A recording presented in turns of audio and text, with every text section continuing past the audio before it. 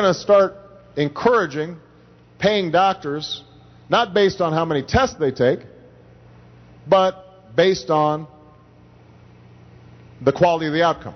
Does somebody end up healthy?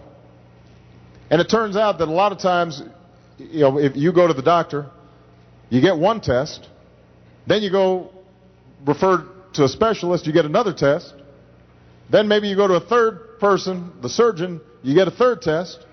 It's all the same test, but you're paying 3 times.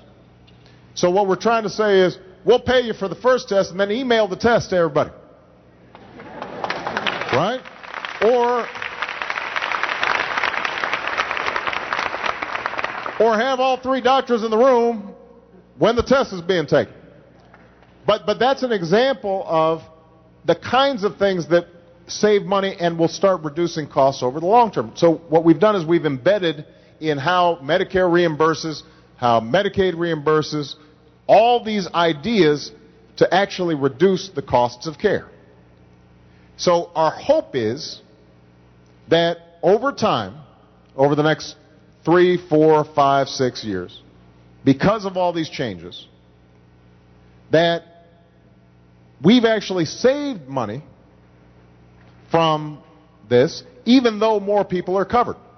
And so now you'll hear the critics and the Republicans say, now that just defies common sense. If you're adding 30 million more people, then it's got to cost more money, and you can't pretend like somehow that's going to help us on the deficit. I've heard this criticism, I understand it, but let me give you an example.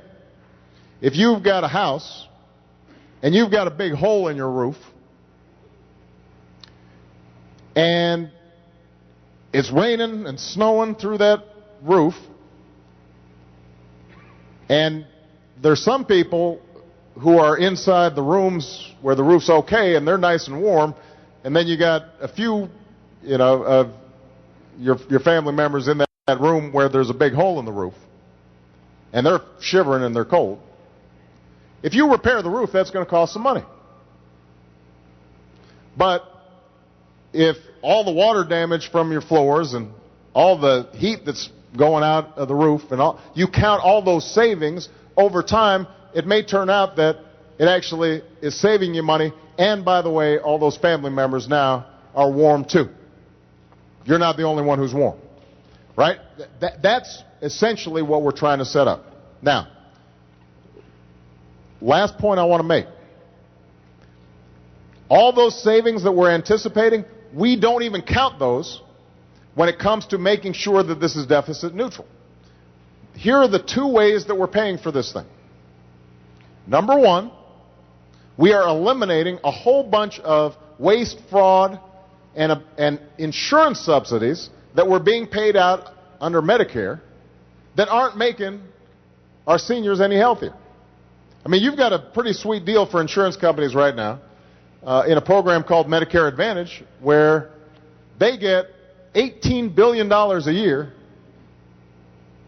paid to them to manage a Medicare program that about 80% of seniors are getting directly from the government, and it's working just fine. It's just a subsidy to them that doesn't make anybody healthier. So what we're saying is, well, let's eliminate the subsidy. So that's about how we pay for half of this thing. The other half of it, it is true that we have identified some additional taxes that we think are fair. And let me describe, just to give you an example. I don't think this will affect you, but I don't know, your family circumstances. Right now, if you're on salary, you get your salary from Celgard or any of the companies around here, you're paying your Medicare tax on all of that, right? You see it on it's part of your FICA. But if you're Warren Buffett and you get most of your money from dividends and capital gains, you don't pay Medicare tax on that. You're eligible for it. You're going to get the same Medicare benefits as anybody else, but because your source of income is what's called unearned income, capital gains and dividends, you don't have to pay this. Well, I'm thinking to myself, how is it that the guy who's cleaning up the office is paying the Medicare tax, and the guy who's making capital gains isn't. So what we said was, look, if you make more than $250,000 a year, then that money that you make over $250,000 a year, that's unearned, that's from capital gains and dividends, you should have to pitch into Medicare just like everybody else, because you're going to be using it like everybody else. So it's a concept of fairness. Now, what the Congressional Budget Office has said, I'm sorry, by the way, these questions sometimes or these answers are long, but I want to make sure you guys, that I'm really answering your question. I hope you feel like, I really want to respect the importance of your question. What the Congressional Budget Office has said is that as a consequence of the savings from the waste and fraud, combined with the new revenue sources I just mentioned, that this thing is going to actually reduce our deficit by over $1 trillion. Over $1 trillion. We're actually saving money for the government because we closed the roof. The house is now insulated. It's warm. And by the way, in the meantime, we've got a whole bunch of people who were left out in the cold who are now being taken care of. That's the concept.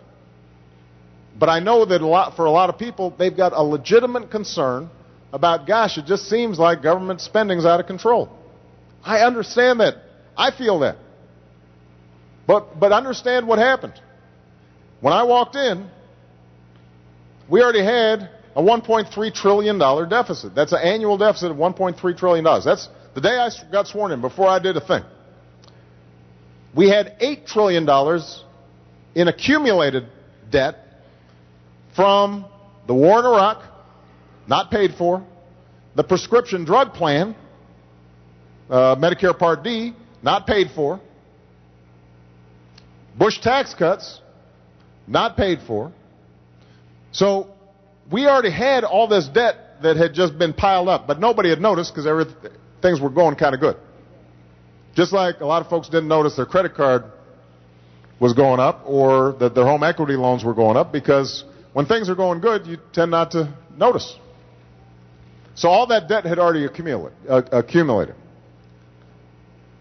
We then had to spend $787 billion on the Recovery Act to do all the things, unemployment insurance, COBRA, what's called FMAP, which is essentially helping states to keep their budgets afloat so that they didn't have to lay off teachers and cops and firefighters, all of which, if that had happened, would have further depressed the economy, and we would have recovered a lot later. The investments we're making in clean energy and things like Celgard to help spur economic growth. So we had to spend that, but that's only a fraction of what our debt was. And in addition, what happens is when the economy goes south, there are fewer tax revenues. And so you're putting more money out to help people with unemployment insurance and things like that, but you're getting less money in because folks are out of work and businesses aren't making money. Bottom line is, we now have a significant debt that has to be paid down. That's why I'm freezing government spending. That's why we reinstituted what's called pay-as-you-go.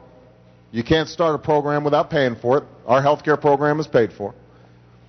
But the big thing, if you're really worried about leaving debt to the next generation, which I know you are, the most important thing we're going to have to tackle is our health care costs. Because Medicare is by far, Medicare and Medicaid are the biggest things that are looming in the horizon in terms of what our debt's going to be. Nothing else comes close. If this health care bill never existed, if I didn't do anything about it, we'd actually be $1 trillion worse off over the long term.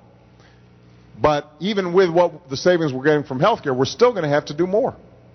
And if you don't believe that, go on our website, www.whitehouse.gov, and you can look at how the federal budget works.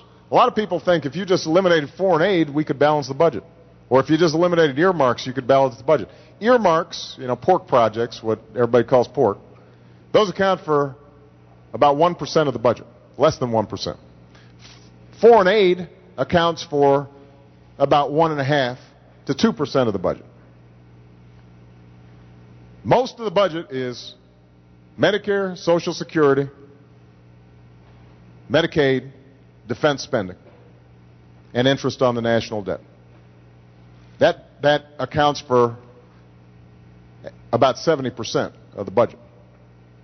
And so all this other stuff that sometimes we argue about, that's not the big stuff. We're going to have to tackle the big stuff if we're going to get our budget under control. Boy, that was a long answer. I'm sorry. But I hope everybody, but I hope I answered your question. All right, I've got to make this the last question. I'm going to ask this young man.